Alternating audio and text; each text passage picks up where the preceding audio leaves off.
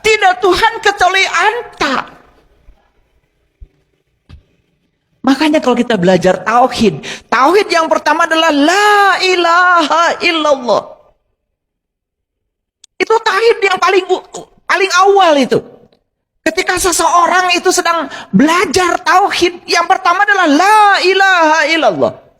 Naik berikutnya menjadi la ilaha illallah. Naik lagi berikutnya la ilaha illa anta. Jadi Nabi Yunus saat itu sedang mengalami fase tauhid yang ketiga. Dari la ilaha illallah sudah naik lagi la ilaha illallah. Kalau dia mengatakan dia, berarti boleh tidak ada di sini dong. Siapa yang membangun laptop ini? Dia. Belum tentu ada di sini. Kalau kamu harus ada di sini.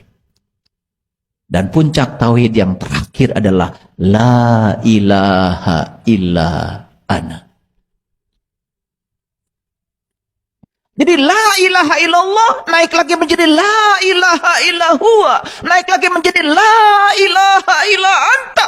Dan puncaknya adalah la ilaha illa ana. Tidak ada Tuhan kecuali aku. Siapa yang mengambil puncaknya tauhid itu?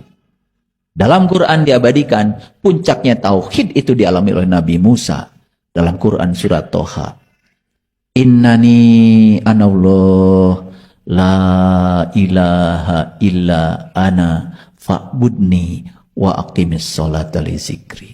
Jadi maaf kalian akan bisa sholat kalau sudah mencapai tauhid la ilaha illa ana. Makanya perintah sholat hanya diberikan kepada Nabi Musa yang sudah mencapai tingkat tauhid la ilaha illa ana.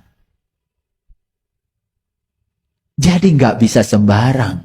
Kalau tauhidnya masih la ilaha illallah, masih la ilaha illahua, masih la ilaha illa anta, belum bisa sholat.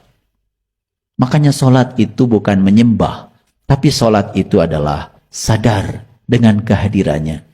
Karena dia tidak pernah meninggalkan kita. Sekarang saya walaupun sedang ceramah, saya tidak pernah tidak sholat. Makanya sholat tingkat tinggi di Quran dikatakan alladzina hum ala sholawatihim yuhafidun. Sholatnya tidak terkungkung oleh ruang dan waktu. Karena selalu sholawat terhubung. Wah, kalau sudah di tingkatan itu, sholat itu setiap hela napas kita. Makanya jangan usil kalau kita baru sampai di tingkatan sholat yang terjebak oleh waktu. Jangan mengatakan orang lain tidak sholat. Siapa tahu sholat mereka lebih canggih lagi dari sholatmu yang sekedar ruku dan sujud secara fisik saja. Makanya saya mengajarkan pada murid-murid saya, stop usil.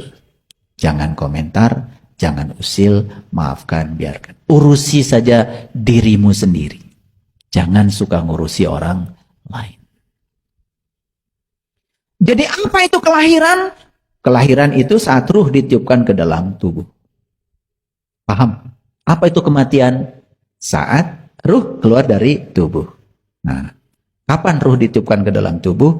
Tepat saat tubuh sudah sempurna dibuat. Maka Allah bilang, faiza sawaituhu wa nafakhtu fihi min ruhi faqa'u lahu sajidin. Ketika aku sudah selesai menciptakan tubuhmu dengan sempurna di rahim ibumu, saat itu aku tiupkan ruhku. Itulah kelahiran.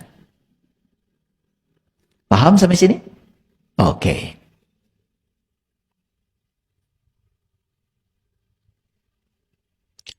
Apa yang ditiupkan ke dalam tubuh? Yang ditiupkan ke dalam tubuh itu adalah ruh. Dan ruhnya bukan ruh siapa-siapa, ruhku, bukan ruhmu. Jadi kalau kita berpikir, yang mana ruh saya? Gak ada.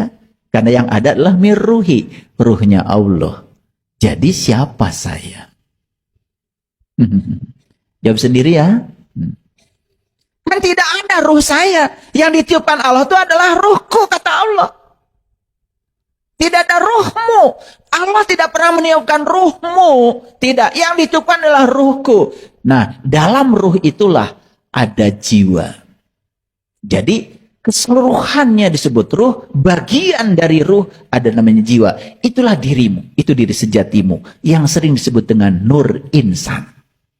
Karena cinta kasihnya Allah, maka nur insan ini tidak dibiarkan sendiri, ditemani oleh Allah dan Rasulnya.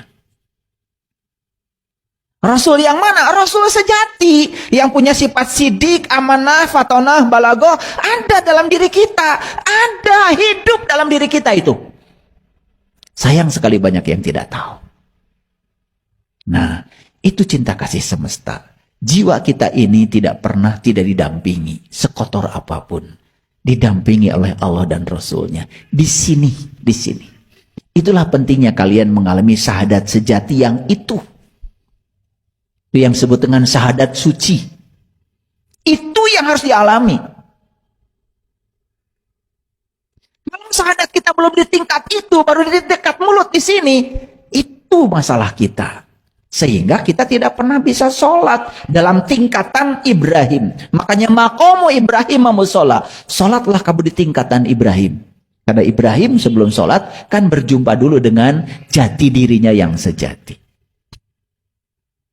Jadi ulangi, dalam ruh itu ada jiwa. Makanya di Quran dikatakan, laqad kafaral ladzina qalu innallaha salisu salasa. Maka tertutuplah orang-orang yang mengatakan Allah salah satu dari yang tiga. Konsepsi tentang Allah di Quran selalu Nur Insan, Nur Muhammad, dan Nurullah. Gumulung manunggal. Itu namanya syahadat suci. Nah, jiwa inilah yang memiliki karma. Jiwa inilah yang harus diselesaikan dalam kehidupan ini. Maka jiwa ini untuk menyelesaikan karma ditiupkan kembali ke dalam tubuh. Jadi jiwa inilah yang sedang menjalani karma. Tetapi untuk menjalani karma, jiwa dibimbing oleh Allah dan Rasulnya. Itu cinta kasih semesta. Makanya jiwa ini masuk ke dalam tubuh mengalami kelahiran. Jadi untuk apa sebetulnya jiwa ini harus lahir lewat tubuh? Karena jiwa ini harus kembali ke fitrahnya. Kapan jiwa kembali ke fitrahnya? Ketika jiwa ini sudah bisa menyelesaikan semua utang karmanya. Makanya maaf, sekarang ini orang justru datang ke sini bawa utang. Ada 3 utangnya. Satu, utang masa lalu yang belum selesai. Yang kedua, jalan bengkok yang pernah dilalui. Yang ketiga, pekerjaan masa lalu yang belum selesai. Dan dia datang ke sini membawa utang. Malah di sini dia bikin utang baru.